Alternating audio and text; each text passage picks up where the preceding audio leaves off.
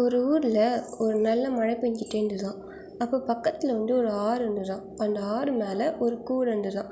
அந்த கூடை ஃபுல்லாக அப்படியே என்னன்னா வெறும் தங்க காசுகளாக இருந்துதாம். அப்படியே தவழ்ந்து வந்துச்சாம். வந்ததும் ஊரில் இருக்கவங்க எல்லாம் என்ன பண்ணாங்களாம், சரி இதில் நிறைய காசு இருக்குல்ல, தங்க காசு, அது எல்லாத்தையும் எடுத்து நம்ம எல்லாம் யூஸ் பண்ணிக்கலாம் அப்படின்னு சொல்லி எல்லாருக்கும் வீட்டில் இருக்கவங்க எல்லாத்தையும் கொடுத்து, இது யார் தான் இருந்தாலும் நம்மளுது தான் அப்படின்னு சொல்லி எல்லாரும் யூஸ் பண்ண ஆரம்பிச்சிட்டாங்களாம். அதுக்கப்புறம் கொஞ்ச நாளுக்கு அப்புறமேட்டு என்ன ஆகும்னா, திருப்பி அதே அந்த அந்த பெரிய கூடையில் என்ன ஆகும் அப்படின்னா, வெறும் அப்படியே என்ன ஆகும்னா ஒரு குழந்தை வருமா.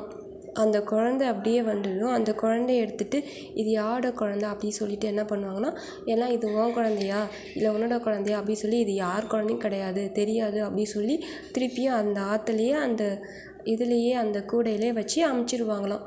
திருப்பி கொஞ்சம் தூரம் தள்ளி அதுக்கப்புறம் அந்த ஓரமாக போய் அப்படியே இருக்குமா.